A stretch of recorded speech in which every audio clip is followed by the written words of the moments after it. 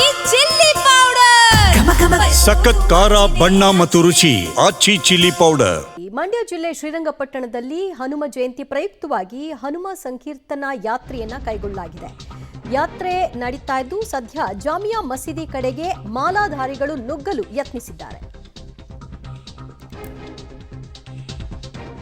ಶ್ರೀರಂಗಪಟ್ಟಣದಲ್ಲಿ ಹನುಮ ಮಾಲಾಧಾರಿಗಳು ಸಂಕೀರ್ತನಾ ಯಾತ್ರೆಯಲ್ಲಿ ಭಾಗಿಯಾಗಿದ್ದಾರೆ. ಜಾಮಿಯಾ ಮಸೀದಿ ಕಡೆಗೆ ಮಾಲಾಧಾರಿಗಳು ನುಗ್ಗಲು ಪ್ರಯತ್ನಿಸಿದಂತಹ ಸನ್ನಿವೇಶ, ಪೊಲೀಸರು ಅವರನ್ನ ತಡಿಲಿಕ್ಕೆ ಮುಂದಾದಂತಹ ದೃಶ್ಯವನ್ನ ನೀವು ನೋಡ್ತಾ ಇದ್ರಿ. ಈ ಸಂದರ್ಭದಲ್ಲಿ ನೂಕುನುಗ್ಗಲು ಆಗಿದೆ.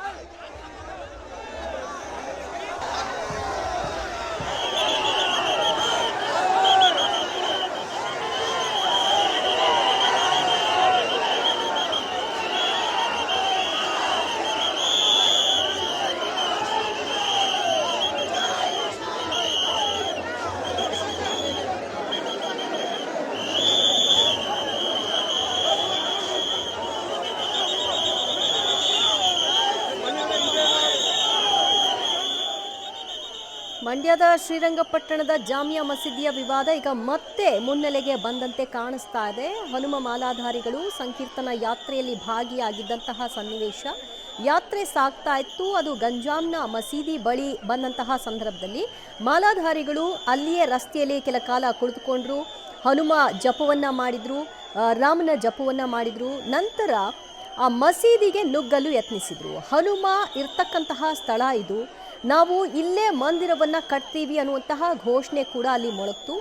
ನಾವೆಲ್ಲ ಒಂದು, ನಾವೆಲ್ಲ ಹಿಂದೂ ಅನ್ನುವಂತಹ ಘೋಷಣೆಯನ್ನು ಮೊಳಗಿಸಿ ಮುನ್ನುಗ್ಗಲು ಪ್ರಯತ್ನಿಸಿದಂತಹ ಹನುಮ ಮಾಲಾಧಾರಿಗಳನ್ನ ಪೊಲೀಸರು ಆ ಕ್ಷಣಕ್ಕೆ ಅಲ್ಲಿ ತಡೆದಿದ್ದಾರೆ.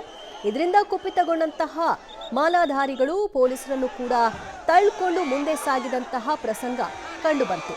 ನಿಮಿಷಾಂಬ ದೇವಾಲಯದಲ್ಲಿ ಆರಂಭವಾದಂತಹ ಈ ಒಂದು ಮಾಲಾಧಾರಿಗಳ ಸಂಕೀರ್ತನಾ ಯಾತ್ರೆ ಈಗ ಸದ್ಯ ಮಸೀದಿ ಮುಂಭಾಗ ಭಾರೀ ಜಟಾಪಟಿಗೆ ಕಾರಣವಾಗಿದೆ.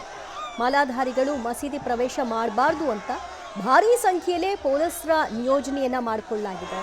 ಸೂಕ್ಷ್ಮ ಪ್ರದೇಶ ಆಗಿರೋದ್ರಿಂದ ಅಲ್ಲಿ ತೆಗೆದುಕೊಳ್ಬೇಕಾದಂತಹ ಕಟ್ಟೆಚ್ಚರವನ್ನು ಕೂಡ ಈಗಾಗಲೇ ಪೊಲೀಸರು ತೆಗೆದುಕೊಂಡಿದ್ದಾರೆ.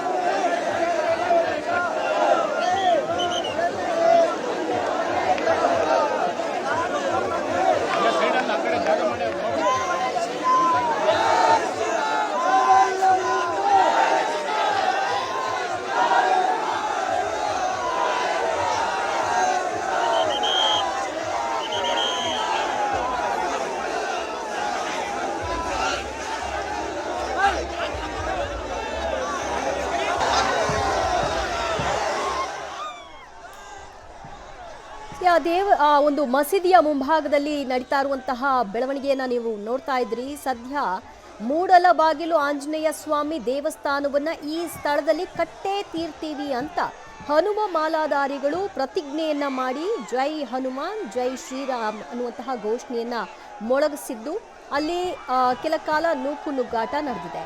ಪೊಲೀಸರು ಯಾವುದೇ ಕಾರಣಕ್ಕೂ ಮಸೀದಿಯ ಒಳಗೆ ಪ್ರವೇಶ ಬೇಡ, ನಿಮ್ಮ ಯಾತ್ರೆ ಏನಿದೆ ಆ ನಿಗದಿತ ಮಾರ್ಗವಾಗಿ ಸಾಗಲಿ ಅನ್ನುವಂತಹ ಮನವಿಯನ್ನ ಮಾಡ್ತಾ ಇದ್ದಾರೆ. ಈ ಹೊತ್ತಲ್ಲಿ ಅಲ್ಲಿಯೇ ಕೆಲ ಕಾಲ ಜಪ ತಪವನ್ನು ಕೂಡ ಮಾಡಲಾಗಿದೆ.